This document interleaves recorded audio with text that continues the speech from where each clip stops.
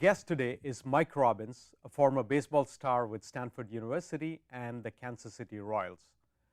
Mike is a well-known author, public speaker, personal development expert, and he's the author of 2 books, Focus on the Good Stuff, The Power of Appreciation, and Be Yourself Because Everybody Else is Taken. I grew up here in the Bay Area, up in Oakland, and I actually got drafted by the New York Yankees out of high school. Wow. Didn't end up signing with the Yankees because I got a scholarship to play just down the road at Stanford, which was a dream for me. I got the chance to pitch in the College World Series.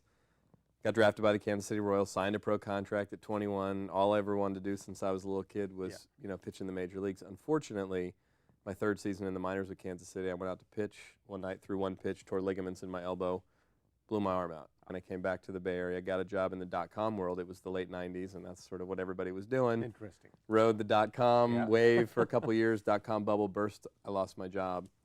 And what ultimately those 2 experiences, both hurting my arm and my baseball career ending, and then, losing my .com job, which I wasn't all that passionate about anyway. Yeah. But in a very short amount of time, 2 big things happened. And what I realized from that whole experience, and I write a lot about and focus on the good stuff, especially related to my baseball career, was when it was all said and done, my big regret wasn't that I didn't make it to the major leagues. It was I didn't fully appreciate it while it was happening. Our culture, as you know, is just like obsessed with negativity, is obsessed with fear, is obsessed with worry, gossip. I mean, you turn on the news, you read the newspaper, you listen to conversations around the water cooler or at family gatherings. Most of what we're talking about isn't how wonderful things are, how grateful we are, how fantastic it is to see you, how blessed we feel. It's really often about what's wrong, people are complaining about politicians, the economy, people they don't like, whatever the case is. And I think it's easy for all of us to get caught up in that if we're not conscious about it. The challenge for us on our personal journey, whether it's professionally or personally, is in the midst of the struggle, can we see the proverbial silver lining? Right. Like right now with what's been going on in the economy is a lot of the companies and organizations that hire me and bring me in, whatever I'm talking to them about, I'm talking some version of dealing with adversity, dealing with change, dealing with uncertainty. And what I say to everybody about it, I said, look, part of what makes right now scary collectively for a lot of people is we don't know how it's going to turn out.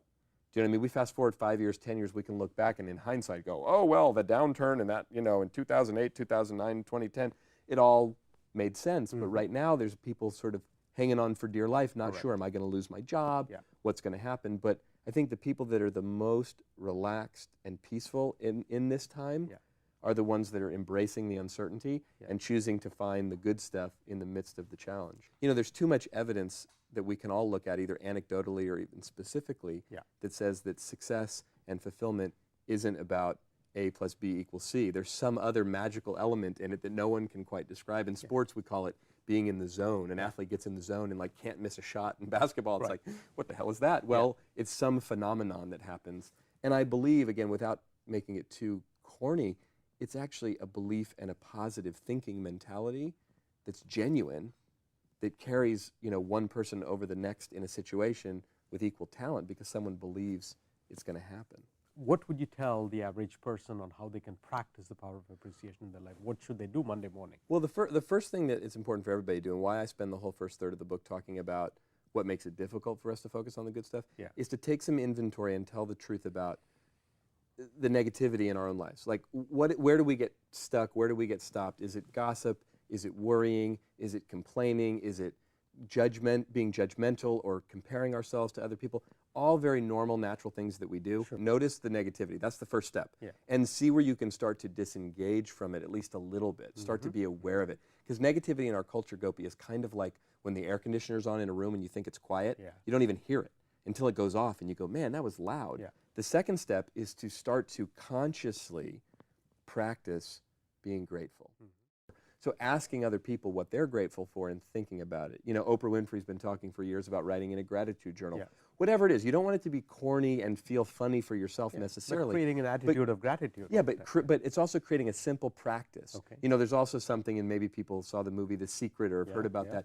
They talk about in the movie, put a gratitude rock in your pocket or in your purse, something you see and touch. It doesn't matter what it is, but something that has you not just once a year or some funny, just on a regular basis. So that's the second piece, gratitude. The third piece is starting to look for ways to acknowledge other people. Now, this is a big one, especially in relationships, whether they're professional relationships or personal ones, is find things about other people that you appreciate and be willing to let them know.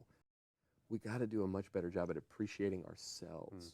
So a couple simple things that people can do to start appreciating themselves. Yeah. First of all is notice that little gremlin in your head that we all have that's constantly criticizing, you know, everything. Yeah. You name it, from like the little voice in my head that will watch this interview after and will critique how I look and how I'm sitting and what's wrong and why did you say that and you were talking too fast, and that one. He's loud and big and dominant. Exactly. But start to get familiar with that voice so Yeah. you can realize it's just a voice, it's not the truth, to move it aside. But we can start to appreciate ourselves. It's not arrogance, it's not bragging. It's really being able to value ourselves. One simple way we can do it, although not that easy, is when people compliment us, is just to say thank you and receive their compliment. And one of my favorite exercises, and I actually write about this in Be Yourself and do this sometimes in workshops, and this is a little out there for some people, but is to write yourself a letter of appreciation, a real heartfelt, genuine letter. You take it, you fold it up, put it in an envelope, put your name and address on it, put a stamp on it, give it to someone you trust and say, listen, do me a favor, sometime in the next year, and don't tell me when, drop this in the mail. And then sometime, whether it's a week or a month or a year later, you will get this letter in the mail, and it'll be a letter from you, appreciating yourself. Beautiful.